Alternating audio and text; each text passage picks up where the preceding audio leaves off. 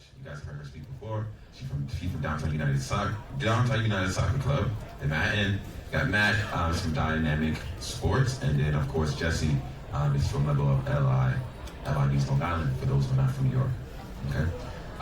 So we're gonna jump into a couple things. Let me get my intro spiel one more time. All right. So today's panel is called the Modern Marketing Playbook: Social Media Sponsored Strategies. As we've heard so far, social media is the front door, aka the new business card nowadays. And I always say those who are not doing it, hurry up when you're behind the ball. Okay. So it's shaping how people engage with you, right? Shaping how people choose clubs. It's not good enough to be good enough anymore after sport. Because if somebody's slam dunking a ball on Instagram, you're probably going to go to that club because it looks cool.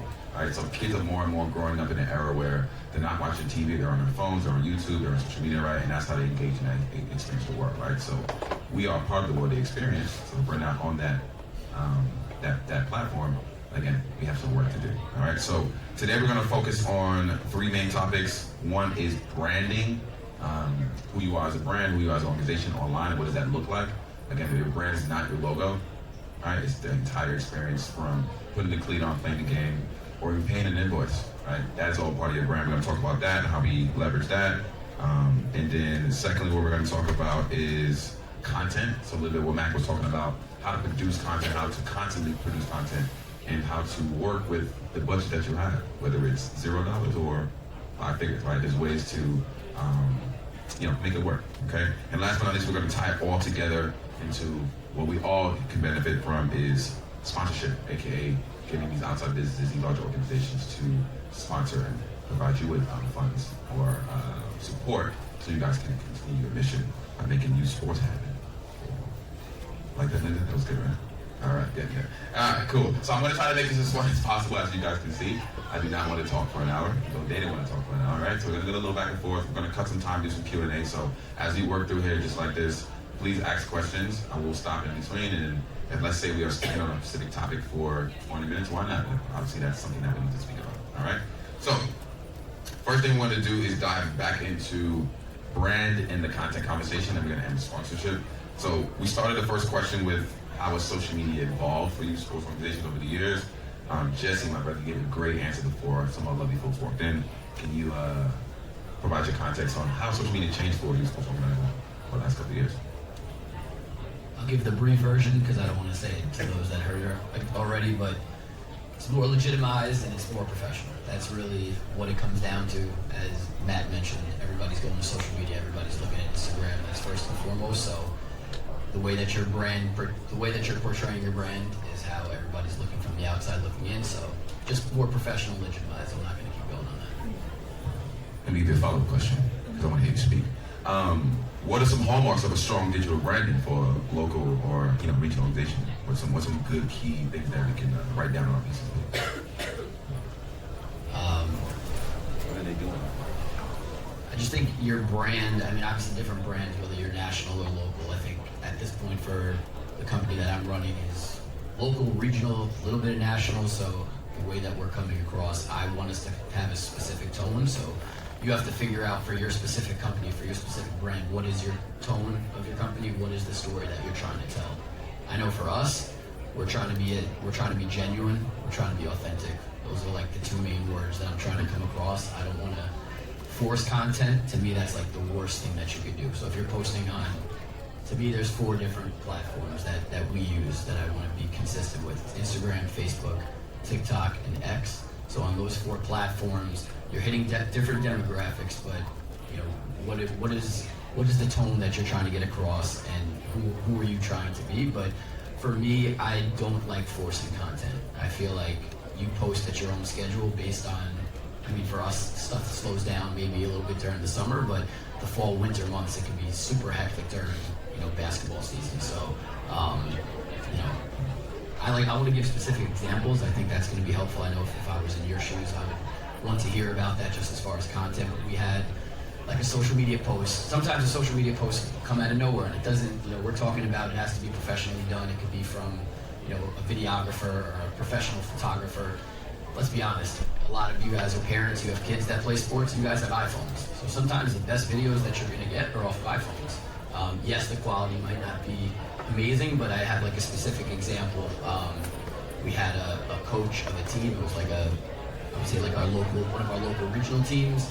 The coach, after the game, they won an unbelievable game, like in great fashion. And after the game, the coach gave a heartfelt speech, and like it got to the point where he was tearing up in the speech. It was just so, you could see how happy and satisfied that he was to get like, and the kids were tearing up, and the parents like started cheering for the coach. To me, from the outside, when he sent me that video, I was like, I know you're crying, and this might be a little bit embarrassing. Do you mind if I post this on social media? And he was like, not at all. And that video ended up being shared 300 times, ended up getting 500 likes. Was that something that I was planning on posting on social media going into that day? No. But to me, it was something genuine. It was something that was real, that people could relate to. So I think sometimes brands, they get too caught up in, just production and posting stuff that is forced. And I think when you force it, people start to recognize that. I just wanted to follow up on what he said about, kind of touching about posting schedule, and sometimes obviously you're more hectic depending on your season or whatever it is. You do not need to post all the time. You do not need to post because, oh my God, it's been 3 days since we last posted, we have to post something. No, you don't. You absolutely do not. Because that is a great way to make sure that you lose your audience if you don't have something good. If you have something good, obviously post it. But hey, it's been 3 days since we posted something, you gotta throw something up. Nope, you don't, right? And especially if it's not gonna be good, if it's like, when I first took over some of our social accounts, it's like some of the stuff was like screenshots of stat leaders and, Just most of the posts. Stop it. And luckily we went away from that, and obviously our engagement started to go up, our following started to go up, and it's like, oftentimes I get asked, like, what's your posting schedule? Like, you may have a general idea, especially like, so for us with lacrosse, right, the busiest times are June and July, and then November. But really June and July are the biggest ones. So like, I have a general idea, I know our teams are going to this event, I know I have this content creator going, and we'll generally look for this and look at the schedule. Okay, they should probably go 3-0, then they go 2 longer. This is going to be a really good game. That you can plan for. Other stuff, a lot of times, it's just like, listen, it just kind of happens, right? And it's like right now we're in the middle of commitment season for lacrosse, and I have a general idea that from September 1 to October 31st really is going to be heavy on the commitments. But like, I don't know every day.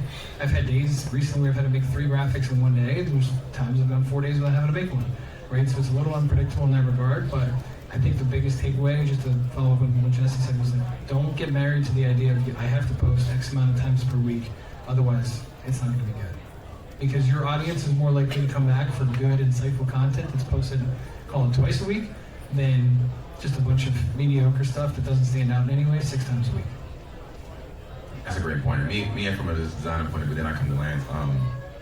I wanted to make a point about that video from that coach, right? Somebody probably just picked their phone up and went like this, right? And that's probably one of your better performing videos.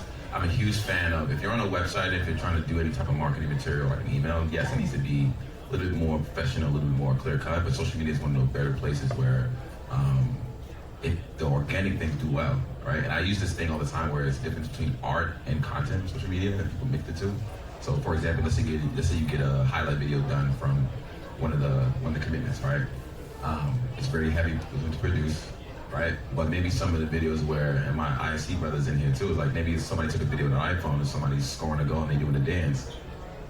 Why is that one doing way better than the 2-month produced video, right? Because art versus content, right? So again, I really want to hammer the point home on social media is that it's very organic and it's a place where it does not need to be expensive to do well, right? If you have an iPhone over 10, 14, you get a lot of things done. If you got one camera, I don't know, you can't do nothing about that. But again, if you got a legitimate camera, you can get a lot of things done. Okay, so thank you for that, Lance. I was curious with you said there's no posting schedule. How does that correlate with sponsorship, where they might want you to post a certain amount? Then you adopt a schedule. Does it have to be produced professionally, or can it be organic, artistry, like you're saying, when it comes to sponsorships? Yeah. Great question. I think a lot of it comes with setting your own boundaries. I'm the one that manages social media at my club, along with wearing a lot of different hats. So I know what I'm capable of doing and what I can take on. So the example I would use is Northwell Health that wanted to post and send things out every like twice a month, and it was just too much for me. So I said before we even signed the contract, like, we're limiting this to once a month and once a quarter, something very specific if you want whatever to go out. But in terms of a schedule, I'm glad you asked, because to go off of what they said. Yeah, right. To go off of what they said, like, social media continues to evolve, and when I first started in the social industry, I was utilizing content pillars. That was like the frame of reference that everybody was doing. You know, Monday, Wednesday, Friday, those were your posting, and every Wednesday was a way back Wednesday post, and that's what I knew I was going to put out. Sorry, threw that out the book like 3 years ago. Now that I'm working for a club where there's so much going on, you can't put yourself on a schedule. Collective came to us after we filmed a bunch of content for them, like towards the end of the summer, and said, here's when we want these to go out. I said fine, but I'm also posting other content on that day, and they gave me enough notice that we worked on it together to say, here's what date is going to be best for these 4 or 5 pieces of content that we shot on one day. So if you're able to be flexible, I think that's the best thing for you, because just as these guys mentioned before, like, you know, you said that you had a day where you were making 4 graphics because things came in. I've had those days too. You know, if girls are saying I committed to whatever school, then the coaches want me to put that out immediately. And I have to give myself flexibility to do that. And I think you also need to, if you're the one that's handling social media, or you are fortunate where you have somebody handling it for you, give yourself and that person grace, because nobody's going to come at you and be mad and say, like, why did only one thing go out today, or how dare you post 2 things on one day, now one is going to outperform the other. It doesn't matter. Like, it's so organic, it's so fluid nowadays, that I think you just need to allow yourself grace. Like, I used to get stuck on with these content pillars and scheduling of like, oh my god, I don't have a Throwback Thursday post, what am I going to do? I have to use some, like, a user-generated piece of content, whatever it is, and it really doesn't matter. So how do you negotiate that with in terms of the sponsor up front? If they want more, it's going to change the dollar amount they're going to give you. Do you concede to them, or do you stick strong to what you're saying? I'm willing to post when it's additive our company. Give a good answer to that. That's going to be the sponsor. Good stuff, Lance. Again, it depends on the sponsor. If they're pushing, then you kind of need to cooperate if they're giving you X amount of dollars. But if you were able to put it into your contract, then you have something to go off of. A lot of the times, as I've been pitching these sponsors, I put it into the deck of, here's one way that we can incorporate your logo or your brand into the social content. Like, you know, if we get an amazing video of a goal, this goal celebration is sponsored by Giovanni, you know, and then they're fit in there without really needing to do anything. If they're pushing and the content is on brand with you, I'd say just do it, especially if you're in a position where you're posting as, like, frequently enough where that content is just going to kind of go away at some point. If you're only posting once a week and your sponsor wants to come in and do all of those posts, I think that's where you need to push back on, because remember, it's your brand, not their brand. I think it's important to set boundaries early. I think that's the kind of thing. Knowing what the boundaries are first, right? So I always say, and me and Matt talk about this on our website, like, planning early is great, right? Before you get into a cycle, know what you're capable of, know your budget, know the type of thing that you're doing, get them done, and then as you move through the season, your peak season, you have the foundation already done, right? So if somebody asks you, hey, I need 3 this week, well, no, we set up, he said once a month. And you have, like you said, opportunity to better if you need to, but I think what's important on social media is really planning ahead is a really key pillar of doing well. And let the organics come out there. Yeah, I think so. You know, I think the bulk of your content is going to be kind of organic. It's not spontaneous. It's not hey, we're going to have a tournament on this weekend. Campfire. Right, but on that note, nobody wants to see Thank God. All right. that is a huge pet peeve of mine. One second. That is a huge personal pet peeve of mine. Anyone's going on Instagram and reading it, right? If there's more than 5 words on it, people watch. Just look at the. You know, everyone's got the tools, right? The insights. look at your engagement. Next time you post something with a lot of text to it, compared to just a regular thing. If you feel like you absolutely 1000% must post this flyer, because how else are they going to know about it? I disagree with you, but that's fine. Post something in front, bury it as the last slide, and whatever, swipe for info to anything. But no one wants to be looking on there and be like, oh cool, I get to read a whole novel about all these drills we're going to be doing, and fun and water park, whatever it may be, right? Nobody cares, right? No one's there to read. It's good for your constant contacts. It's good for you on Facebook because obviously you get more of like a parent crowd there. If you think that a 13-year-old kid is going to Instagram to read a novel, and I'm sorry. I just want to follow up the flyer.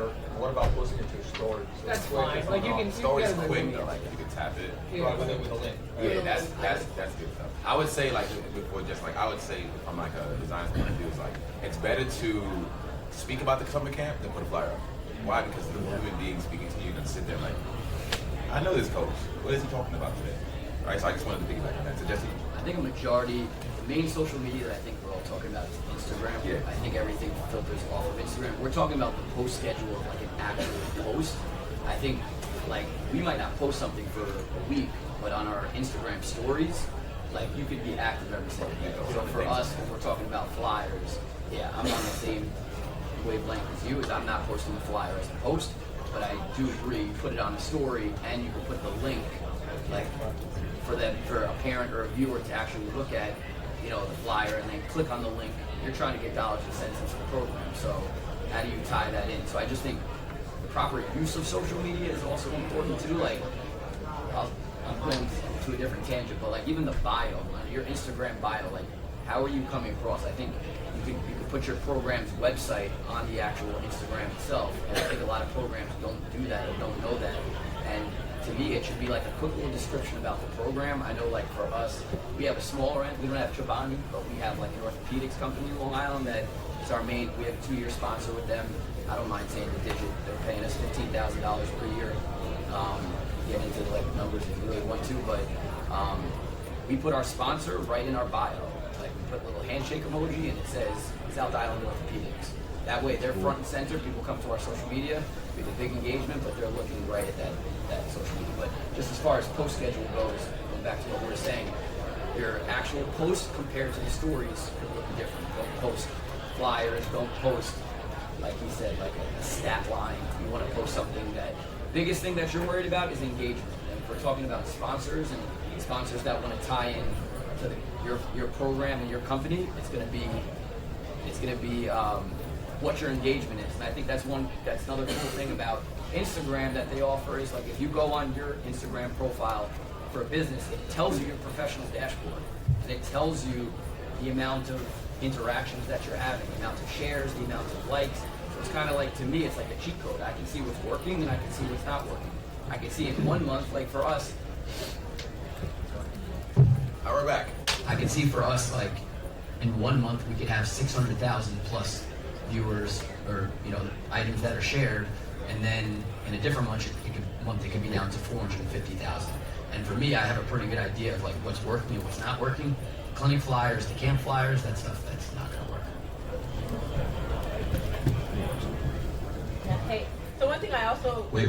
Oh. Name and where you're from, my friend. Oh yeah, so Dr. Jen Fry, I help people navigate conflicts. If y'all have any conflicts on your team with coaches or staff, hit me up. I can help give you some information on that. That conflict is my jam. I help people navigate through it. One of the things is that if you place ads, place them on Facebook, not Instagram, because Instagram adds like 50% more when you go and look, rather than place them on Facebook. So a lot of times, all these people, and myself included, we have so much going on. What would you say are like the 3 basic things that people should post on social media, just basic things to keep it alive and to gain some type of traction? Because we know you can post something at 1 a.m. and all of a sudden, like I've had 1 million views, and I'm like, I was just sitting there like this. And then I try and look all professional and the only views are me viewing. Right? Like, so that's the thing, is like, it doesn't matter. Like sometimes you can have the most professional, well-run stuff, like you said, and baby, your mom is looking at you. And then you could sit there, you got them running and you're breathing hard, and you have 2 million views and all these comments, and you're like, the houseway. So yeah, that's happened on a lot of my posts. The ones that get over 1 million, 2 million views are me just really regular. Yep. So what would you say are like 3 basic things? Like, here are the things basics. You're like, I have no time. I got kids. I got all this. What are the basic things that people should be posting? That is the perfect question, because I was going to end this segment with that part. So, You can pay me afterwards. hey, we'll work it out. Keep his dab in here, so she talk about it. So, for everybody here, right? So, what's one small or two high-impact things like people could pull their phones out and do right now after this session? What should it do? Jesse, you gave a good one with the bio. One more? I just think it's shareable content. I feel like I put myself in the parents' eyes. Like I look at other programs, and I'm not a professional by any means, but I can tell which content I think is going to do better than others. So again, we're going back to the post schedule and what works and what doesn't work. I just think it's shareable content. Like for us, so we pretty much play tournaments every single weekend. Our teams are going to win the amount of teams that we have playing, we're going to have championships every single weekend. That post is guaranteed to do well every single time. With that being said, I'll give you something that's going to be important. If you're like me and you don't have like a formal social media team that you're hiring, one thing that's like a pet peeve of mine, let's say you have a championship post. The framing of the actual post itself is super important. The lighting, like the brightness, the saturation, that's something I do on there. So we could have, let's say we have 10 teams that win a championship, and we're posting this championship post. I see other programs that'll post like a championship post. I'm using that as an example. And you could barely even see the kids. It's like these are taken off an iPhone. It's not taken off. It's not taken off a professional. It's not taken off a professional camera. And I just think you adjusting, or somebody that's running the social media, adjusting the brightness, that way it just looks better. I feel like there's a better chance that people are going to like it, because it looks like it could be a crappy picture, but it just looks higher quality. In my opinion, that like stuff like that goes a long way. Framing, brightness, saturation is the other one that I use. Maybe sharpness, depending on the way that the photo looks. So edit it. It goes a long way. So, but I just think shareable content is the biggest thing. Do you think this content's going to share? Yeah. So like we played in the 3-on-3 AAU basketball tournament in Times Square a couple weeks ago. How many times you get an opportunity to play in Times Square in a 3-on-3 basketball tournament? So we got these amazing pictures of the kids. You know, I have a kid that's dunking, and you have the Times Square buildings in the background. I know that content's going to hit, like, because if a parent's looking at that or a kid's looking at that, it's like, wow, they're playing. This kid's not only dunking, but he's dunking, but he has Times Square in the background. I think it's going to be content that hits. If it's going to be a picture that's going to be, you know, a kid and his jersey is hanging out, and you know, there's bags and there's garbage on the floor, and the brightness of the photo isn't great. To me, that's the difference. So like before you post, just make sure, as I said before, one of the first points I made, just make sure it looks professional, make sure it looks legitimized, and anybody can do that. So just when you guys are going to make this post, just keep that in mind. All right. To jump real quick while we're talking about the championship stuff, right? You won a tournament. And yes, make sure the photo looks good, obviously the way it is. Do yourself a favor if you can, or if you can work it in your budget, get a template for it that features your club, so that people, when they see it right away, when they open up Instagram and you're just looking at your comment, and they see, wow, right, Team 91 lacrosse won a tournament. Which one was it? Which team was it? But it says it right then. 2027 machine, they won this championship. Right? And then it should be vertical, because obviously everything on Instagram, most of it is vertical, right? So you want to get a 4x5 template where you can slide, you take that horizontal pic, because you got every kid in there, otherwise you're not very happy with it. So you can take that horizontal pic, drop it in the template, now you have your 4x5, which is still It's not square anymore. It's not square anymore. And it's definitely not horizontal, I can assure you that. I have one more thing. Now, I want to get into specific examples because I'm putting myself in your shoes, and I want to know like what works and what doesn't work. We're talking about like horizontal versus vertical, something that drives me nuts personally. As also, I'm on social media. I feel like if you want to be good at social media, you have to be on social media. You have to see what the trends are. How do you follow the trends? By seeing the trends. Sometimes I see trends. There's new trends every day on TikTok and Instagram that I never knew about, that I'm learning about just because I'm on the platform. But one thing to piggyback on is like, it drives me nuts if there's like Instagram, for whatever reason they do this. If you're posting like a carousel of like 10 photos, if you're posting it this way and then you have a couple of pictures that are going the horizontal way, it's gonna cut it off. So like it might look professional in the first picture, but you slide to the fifth or sixth picture, and like you're saying, the kid's head is cut off. That's not gonna look great on your social media. So like, I want to talk about the little things. Like, I'll let them talk about the bigger things, but the small things, like, it just makes you look like you know what you're doing. Matt, anything to add? Impactful thing. No, well, actually, one thing I was going to say is, I think anything where you can have, you know, if you're going to go to good video, right? Anything you can have in terms of an interview with a player, where their face, where people can see their face. So obviously, we're putting on the cross, which on the boys' side has helmets, right? So you can't really see it. A lot of times, One more time. let's give it a shot. Hello? There we go. A lot of times kids will come up to me like, hey, what's up? I'm like, I don't know who you are. Because I only know them by, you know, when they have their helmet on and stuff like that. So I think anytime you can have like an insightful interview, obviously keep it under a minute because people don't have the attention span, myself included. But 3 questions from the championship game. All right, you had 12 points for us, whatever it may be, in this basketball thing. Like, what's it like being named the MVP? You know, what is it? Just anything like that. I think anything where people can see the kid's face and they can see the kid's emotions and it kind of speaks to them is going to play well, whether you're posting it in the story or as a reel. It's, you know, really kind of up to you, whatever your content plan looks like. But I found that it's something that, you know, has done really well. Like I did an interview with a kid who scored 4 goals against, you know, a rival club this summer at one of our bigger events. And like the next day, like the coach texted me like, oh, like everyone's been sending this to you, like thanks so much. I was like, it took me 45 seconds to ask him a couple basic questions. But it's a question of like being able to relate to people and having them be able to show their face. I think is always going to resonate well, especially, you know, for those of you in sports that you can't see people's faces as well. But even in the soccer or basketball, like people want to see people first and foremost. Thank you guys. So me and my goal is to give you guys things you can actually use. So I'm sure everybody has Instagram on their phones. Can you just open the app real quick?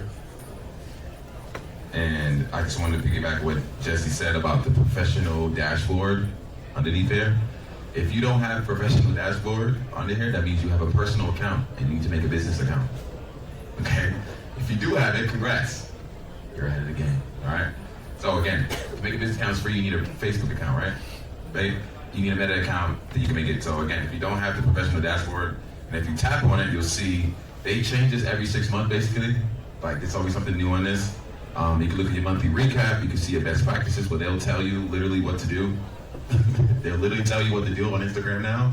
So you don't have to guess, or you don't have to do one of these panels again, because they're gonna tell you what to do. But this is new on Instagram, this wasn't the thing, right? So again, they give you really easy tips right on here. And then last but not least, right? We all like AI tools and stuff like that, so you can have your own AI as well that you can talk to on Instagram now. Don't tell it your bank account information, but you can ask things like, hey, what does well? What happened last week? What can I do better on this video? You can ask those type of things. So if you didn't know, now you know, all right? Next thing for content creation, for making templates, if you don't have a ton of money to buy a designer, there's this thing called Gipper. So if you go to your Safari, go to Gipper.com. It's basically Canva for sports. Who's heard of it before? I know the CEO, he's a very good guy. But again, for $600 a year, you can basically get unlimited templates and design. So all you need is your iPhone pictures. The templates are like endless. You can save your templates. You can upload directly from Gipper to Instagram, so you don't have to save it on your phone and put it in the computer. Very, very good tool. You can have a demo. Tell them I sent you. You get a little trial, all right? $625 a year. Do the math. Doesn't that seem like a lot? Do the math. Right. You have the pro account and the premier account. The basic account is $625. If you divide that by 12, you're gonna have to pay a designer hundreds of dollars for one graphic anyway. So if you really want to jump into it, you get unlimited. It's basically unlimited. You don't need 10,000 templates a year, right? So I would look into it if you have $600 and you don't want to hire a designer. Look into it, all right? But the Instagram thing is very, very key because again, Instagram's updating every month, and this is a good example of that because it'll tell you what to do. All right. So I want to move into the sponsorship conversation because yeah, she gonna talk for like 20 minutes because she's all sponsorship. So I want to. Yeah, I was hitting her earlier. So sure. We got. Yeah, we gonna keep going. Let's keep going. Another thing, just based on Instagram itself, and me and Cindy were talking before this, ChatGPT is great. If you guys want ideas for like what your caption should look like, go to ChatGPT. It'll give you a couple ideas. Please, I ask you kindly, do not copy paste the ChatGPT caption into your caption. It's gonna look bad and people are gonna realize that you did it. It's gonna make you look lazy, and I just think it comes off very corny. That's the best way that I can say it. So put time into your captions as well, like what you're saying, and you're also telling the story based off of what the post is. So yeah, we had the championships that we won. Tell the viewers what championships they were, what grades, what were the name of the teams. Like, be detailed. Before I post a caption, I'll put it in my notepad and just make sure it reads well. Stay away from ChatGPT, please. You can get ideas from there, but do not copy paste it. Like Cindy was saying before, like, you know, as far as the emojis go, they'll give you like 5 emojis. That's not gonna resonate with people. It just looks sloppy. It looks like it's ChatGPT. So I just want to chime in with that. I also think just on that, if it hasn't already started, I have a feeling the algorithm is not going to work in your benefit anymore if you copy paste from ChatGPT, especially if you're using an outside AI source. Humanize it is the word I like to use. So take them M dashes out. Nobody uses that. We know ChatGPT is there. All right, so I do want to jump into the sponsorship conversation. Cindy is a beast at it. I know you guys have any questions there. Again, social media, if you guys want to talk a little bit more about that, you can find the guy in the suit out there, and that's me. And Matt and Jesse will be here as well if you guys want to pick their brains and things. All right, so let's get into the sponsorship conversation. So let's say we do everything right on social media. We're amazing at social media. All right, let's all pretend, okay? And we want to start making some money. All right, so what is something that sponsorship and companies are looking from a youth sports organization? What are they looking for? So again, I think it's different depending on what kind of organization and company you're going to work with. For example, Chobani wanted to make an impact, right? We're a youth soccer club in Lower Manhattan. They wanted to make sure that they were helping to support our mission of Soccer for All, which is providing financial aid for kids to play no matter their race, gender, background, socioeconomic privilege, or even ability to play. So Chobani came in wanting to help strengthen and support that program, whereas Collective, the auto group, was definitely looking for exposure. That's all they wanted. Yes, they cared about our mission and values, but in order to benefit them and make it mutually beneficial, we got the money, they got the exposure. So I think if you're trying to attract sponsors, you have to know what you're looking for also, because it's kind of what I say to my friends when they go to interview for a new job. Yes, you're being interviewed, but you're also interviewing that person also. You want to make sure it's a good fit on both ends, because if they're just going to take advantage of you and say, post us 6 times a week, that's all we want from you, then it's more work on your end and they're not really being supportive partners, you know? So it just depends. It's different for every single one of them. Our last major sponsor from our last kid cycle was Satva, the mattress company. They were good partners in the sense that they gave us money and then were quiet. They really didn't ask us for anything, and that's okay too. Like every organization is going to be different. If there was something that I needed from them, I felt comfortable enough that I could ask, and they would either say, yes, we can do this, or no, sorry, we can't. So it just depends. I don't think there's one specific answer that is going to encapsulate every sponsor. All right, so a follow-up question, like, how can we get sponsorship ready? How can we get ready? So if there is opportunity to work with something legitimate, what do we need to have in place to really succeed? Yeah, that's a good question, because definitely when we were starting our sponsorship conversations, we were behind. Like, these companies knew what to come to us and ask us for, and we were working with a lot of mom and pop shops beforehand where it was very much like, $1,200, great, we'll put your name on some of our rep jerseys, you know, which is cute and old school and still very like relevant to today if you're in a suburban area where, you know, Joe's Pizza is on the back. Like, I love that.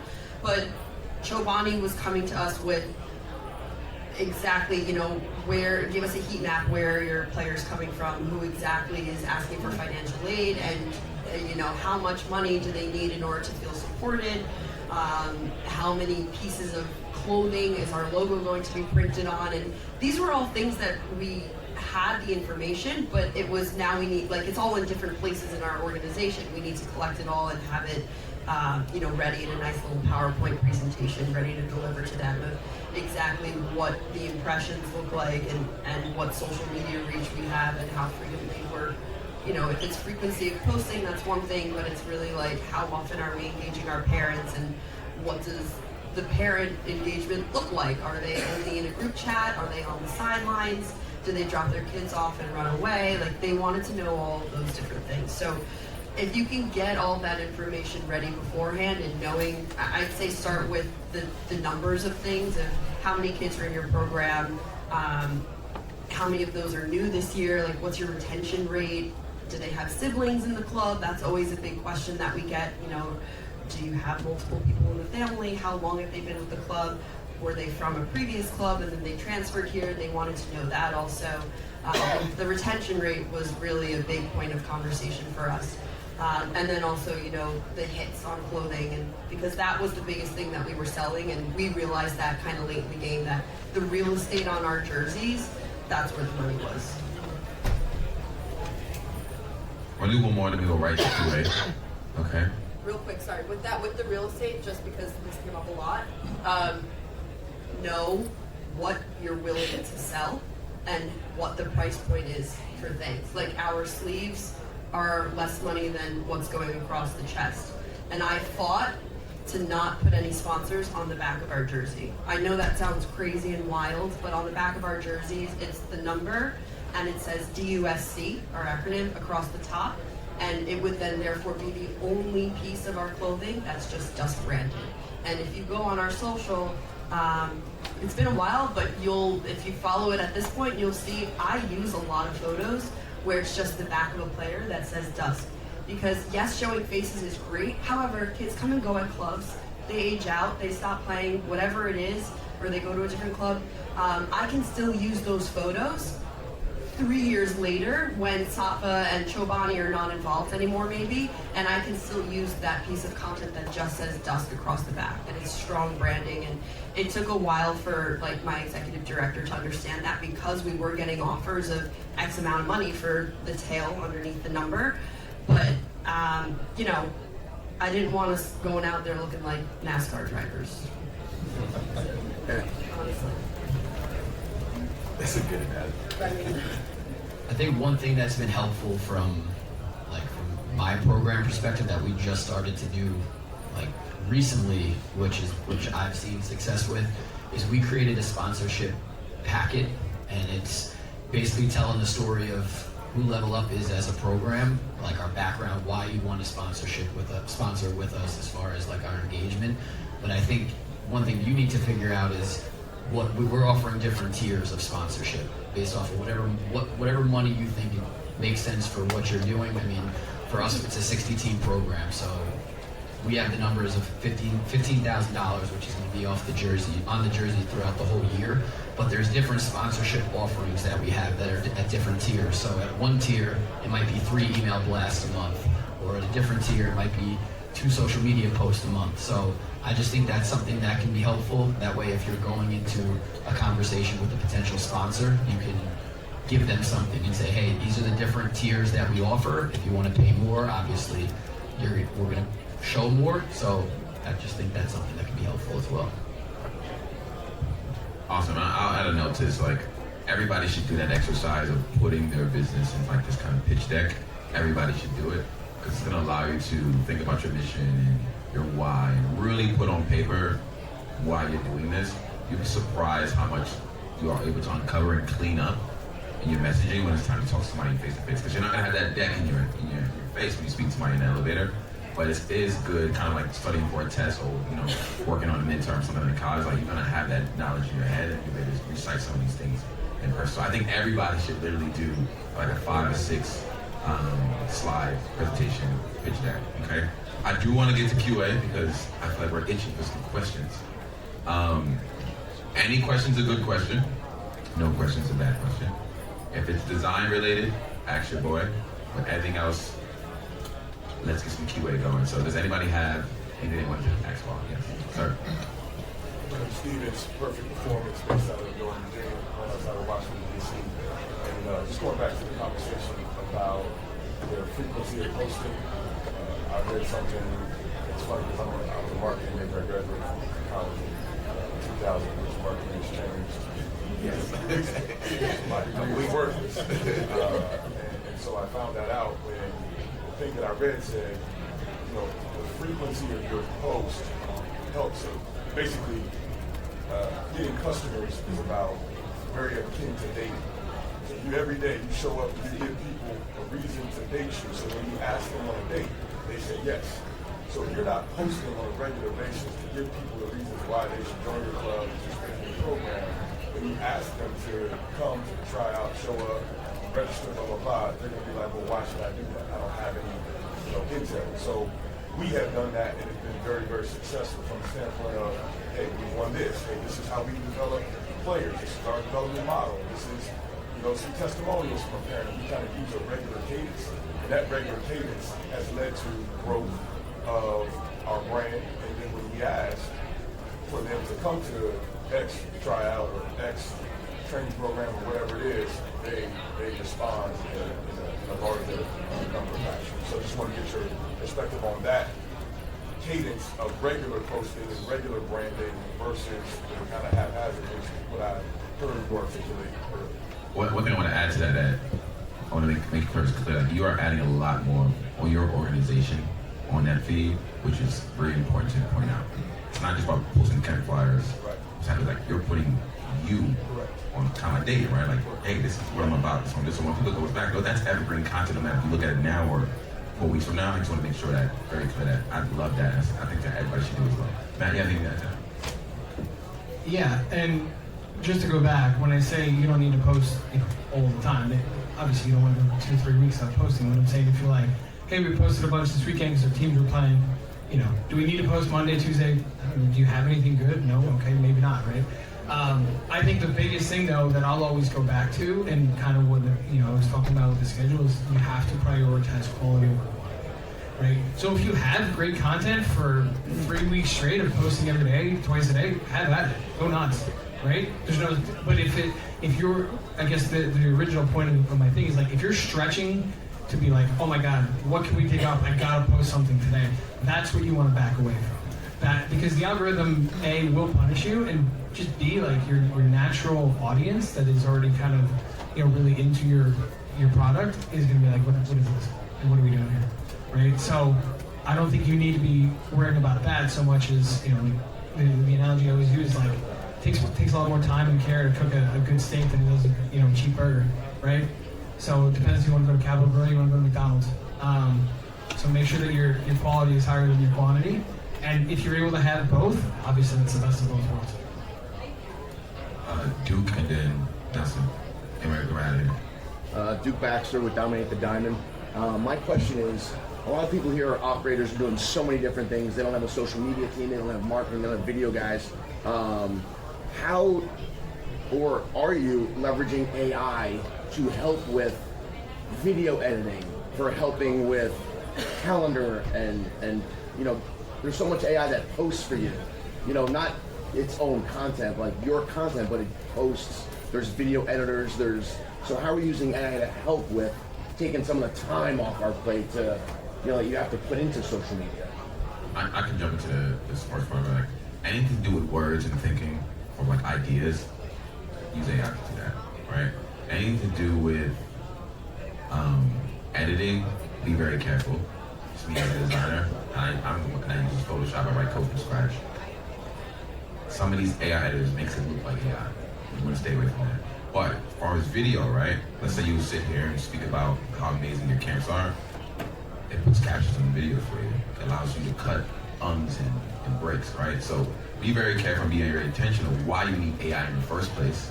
And you find a tool to do that. But I would really be careful with the ChatGPT generated images, right? You should not be putting your players' faces inside of ChatGPT, right? Because now you don't own that IP anymore. So be very careful with that. Stick it to content and ideas, and of course, cutting videos and that type of stuff is one So CapCut would be... Yeah, CapCut's amazing. Those are great. Because every video on Instagram should have a caption, point blank period. And before you have to do that yourself in like Final Cut or like these ads, but now the video actually does that. So those two things, making ideas and thinking for you, and in the sense that I need ideas, and of course cutting videos up is super good. We're slow on time, so I'm gonna do one more and we're out of here. So Nelson? Nelson Calamato with Athlete Classroom. I have a question for Sydney on the sponsorships. When you're working with these sponsorships that get something on the jersey, let's say, are you guys working to generate media type of campaign based off of that, or are they just looking for the placement in general? Are you trying to bridge the gap at all? How does that kind of fit into when you're taking these conversations? So I think all of our sponsorships kind of came in crashing on me at one time, and I've got 2 of them right now that's constantly asking to film content. We have a segment that's coming out next week on Good Morning America with Chobani, because they're talking about, again, like, this is not a huge spoiler, but they are getting involved in U.S. soccer and in the landscape, right? So they wanted a lot of that exposure there. Collective also wanted it because they're utilizing it to I think, just attract more soccer moms and dads in that regard, and showcase that they are community people, because they have spoken to us about, like, yes, they're a luxury car dealership and they kind of want to break the barrier of that they're elitist, so they're trying to get it more into like the grassroots organization. They're utilizing us to do that. The bane of my existence right now, and I'm sure, I hope it on none of you, but possibly you guys can help me on this, is hosting a media day for our players. Because we have these new jerseys and these new sponsors, I can't use old headshots of these kids as we're announcing their tournaments that they're going to. And I don't have a studio to rent out. I do have photographers at my disposal, but not all of them have a backdrop, you know? And I need to I have to coordinate this media day for close to 1,000 players, so that all of them get headshots that I can use throughout the year to promote whatever they're going to. But it's another tool that I have to have, because it says Chobani, it says Northwell, it says Collective, whatever it is on the sleeve that I need to promote. It's tough, but a lot of them do come to us knowing that they want to get additional footage. We are up on time. Thank you for spending an extra 30 minutes with me. If you guys take a picture of this, if you know me, I like to give you guys things. This is like a one-sheeter of basically what happened today and like resources that you can actually use. So there's websites on there, there's broken down terms on there, there's everything from brand social media. So take a picture here.